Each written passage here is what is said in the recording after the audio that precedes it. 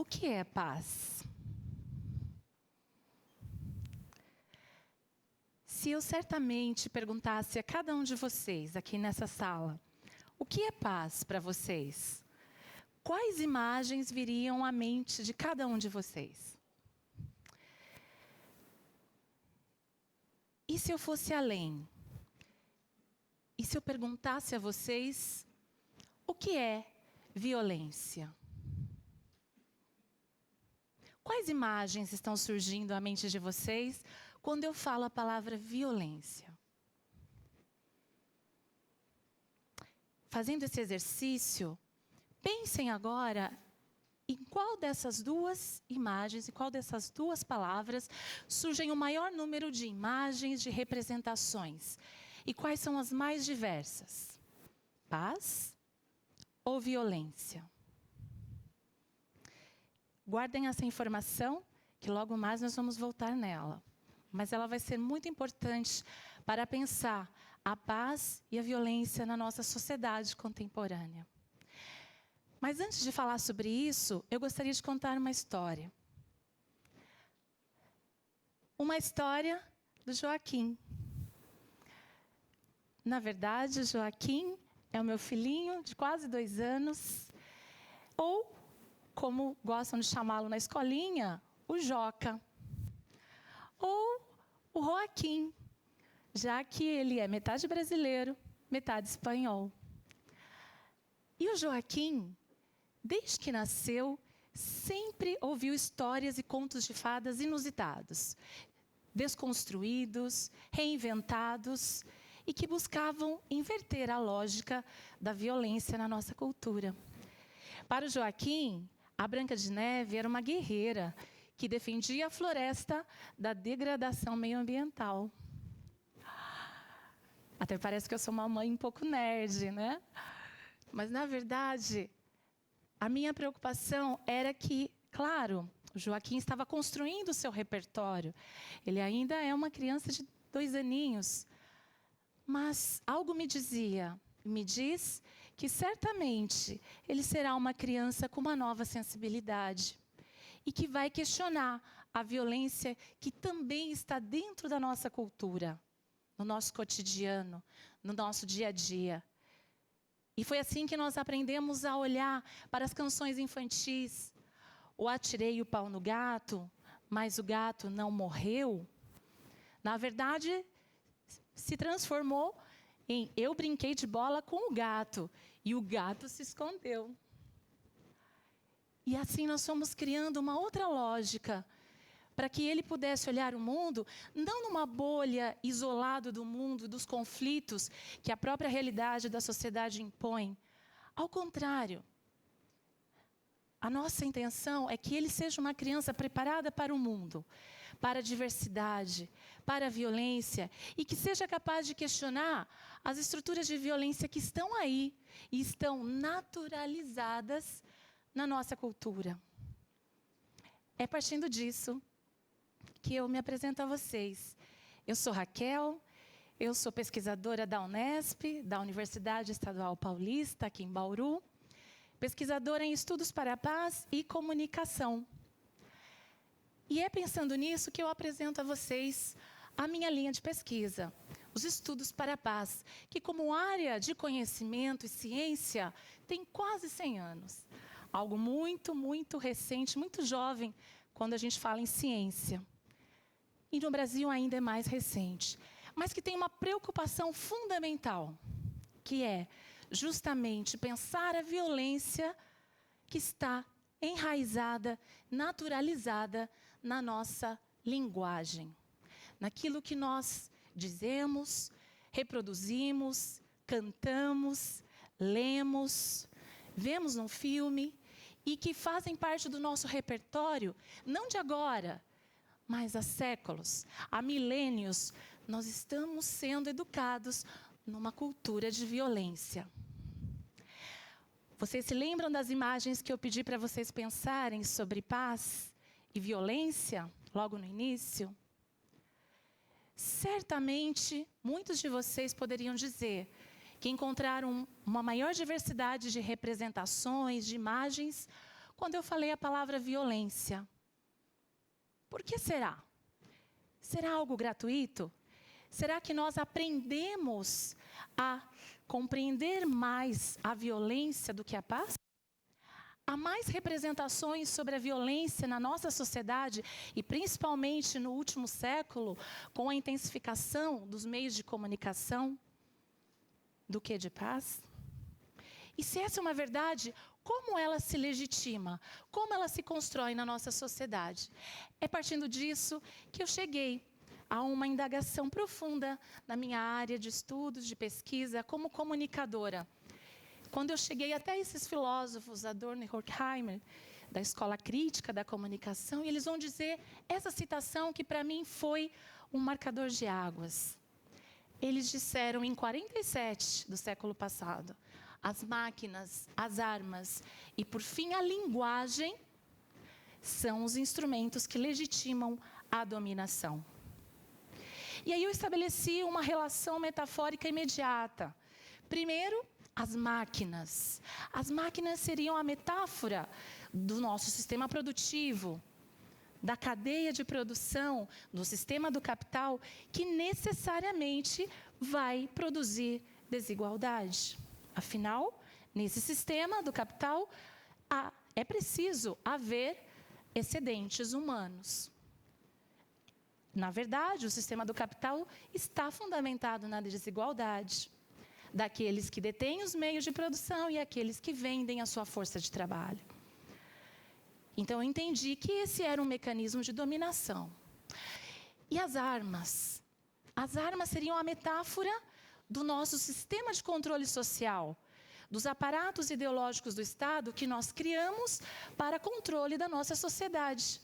Basta pensar no Exército, na polícia, que possuem a legitimidade do uso da força para o controle da nossa sociedade.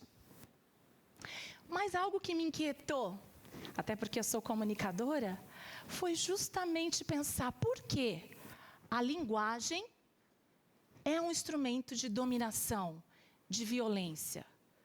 Por que a comunicação também produz violência? Foi me questionando sobre essas questões que eu cheguei até os Estudos para a Paz, e um dos mais importantes documentos das Nações Unidas, através do seu braço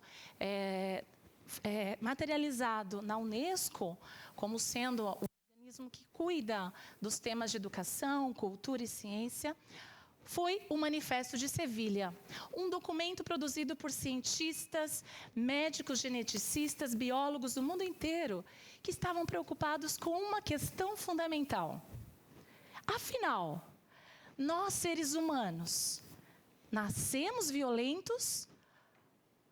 Nós podemos dizer que um bebê, ao nascer, está determinado a ser um indivíduo violento?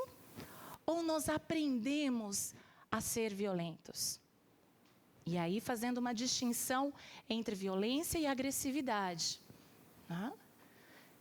Foi partindo destes questionamentos que essa conferência internacional produziu esse importante documento que vai dizer claramente: não há nada na nossa biologia humana, no nosso DNA, que determine que nós nascemos violentos, como algumas teorias científicas no último século tentaram comprovar.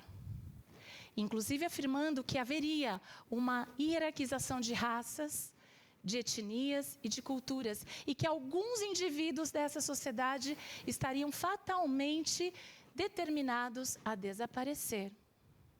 E aí se justifica várias ações violentas na nossa história humana: a escravidão, o extermínio de indígenas, até mesmo a violência que nós hoje vemos nas minorias, que sofrem muitas vezes de forma silenciosa nas nossas sociedades, no mundo todo. E foi então me questionando sobre isso que, de fato, o documento, o Manifesto de Sevilha, vai dizer: a violência é, de fato, uma condição humana que não se encontra nos demais animais. Eu nunca vi um leão construir uma arma para ferir o outro leão. Nesse sentido, eu posso pensar que a agressividade é diferente da violência. Uma violência legitimada pelos mecanismos sociais, legitimada pela própria política. Foi então que eu cheguei a esse senhor simpático, Johann Galtung, um dos pais fundadores dessa linha de pesquisa, e muito ativo ainda atualmente, que já nos anos 60 vai fundar o primeiro Instituto Internacional de Pesquisa para a Paz, e vai questionar, e vai dizer, nós sim, precisamos pensar a paz, mas compreendendo os mecanismos da violência, porque barbáries como essa aconteceram, foram reais, e foram também legitimadas e naturalizadas pela comunicação, pela nossa linguagem. Basta pensarmos, por exemplo, o que fez Hitler com o seu ministro da propaganda, muito preocupado com os temas da comunicação como controle social, através do cinema, do rádio, da literatura. E é partindo disso que o Galtung vai chegar a 3 modelos de violência. A primeira seria a violência direta, que é aquela violência que eu consigo identificar vítima e agressor. E eu consigo registrar, filmar, fotografar. Pode ser uma violência doméstica. A segunda violência, a violência sistêmica ou estrutural, que é aquela em que eu só consigo enxergar as vítimas. Porque os agressores estão por trás dos sistemas sociais, estão difusos, opacos. Eu consigo enxergar uma fila de desempregados, por exemplo, que são vítimas de um sistema desigual baseado no capital, no acúmulo de capital. E, por fim, Galtung vai dizer que entre as 3, essa é a violência mais sutil, mas é aquela que vai naturalizar e legitimar as outras 2, a violência cultural, porque ela está presente na nossa vida cotidiana, na nossa linguagem, nas expressões coloquiais, nos nossos ditados populares, nos filmes, na literatura. O que significa, por exemplo, quando eu falo a palavra, ou quando eu falo a expressão, você está na minha lista negra. Vocês já devem ter ouvido isso. Ou, hoje eu tive um dia de negro. Ou, por exemplo, a coisa está preta, hein? O que significa e qual a implicação de se pensar e associar a cor negra a algo negativo? Numa sociedade multicultural como a nossa, em que a maior parte da população brasileira tem descendência, afrodescendência, eu estou legitimando, a partir da minha linguagem, da minha comunicação, mecanismos de naturalização e exclusão contra determinados indivíduos, contra determinadas etnias, culturas. Ou o que significa, por exemplo, cantar uma canção infantil como Atirei o Pau no Gato, mas o gato não morreu. Qual a implicância de se pensar? Qual a implicação de se associar? O cravo brigou com a rosa debaixo de uma sacada, o cravo saiu ferido e a rosa despedaçada.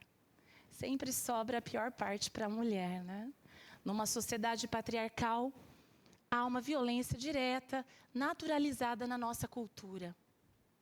E que também impõe uma violência contra os próprios homens.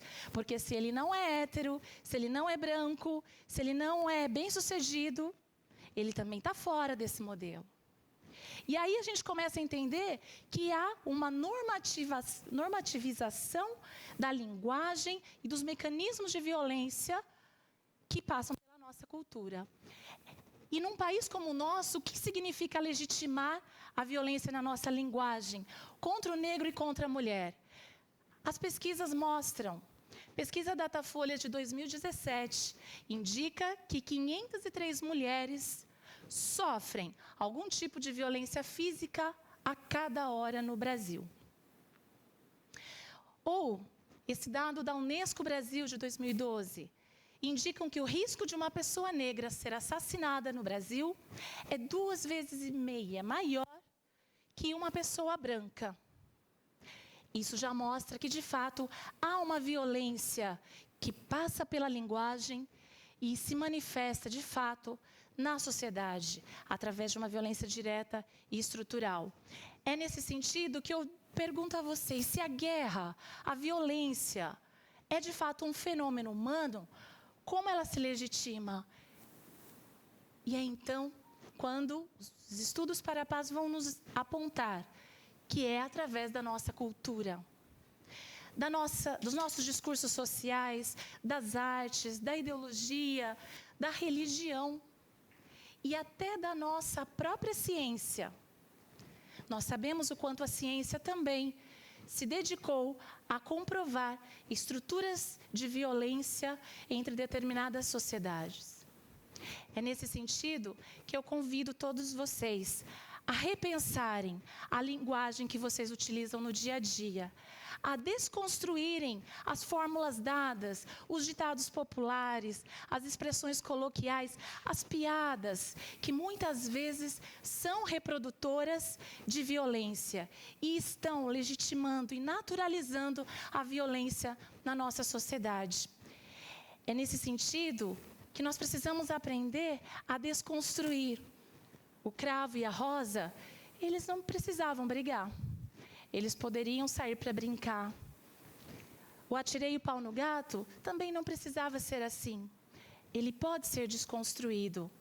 Como eu falei, eu tenho feito isso com o Joaquim. Se ele vai ser um pacifista, eu não sei. Mas certamente será uma criança que saberá questionar as estruturas de violência que estão dadas e naturalizadas na nossa sociedade. É preciso reinventar o mundo, olhar o mundo de ponta cabeça e sermos capazes de reinventar a nossa linguagem, a nossa comunicação. Muito obrigada.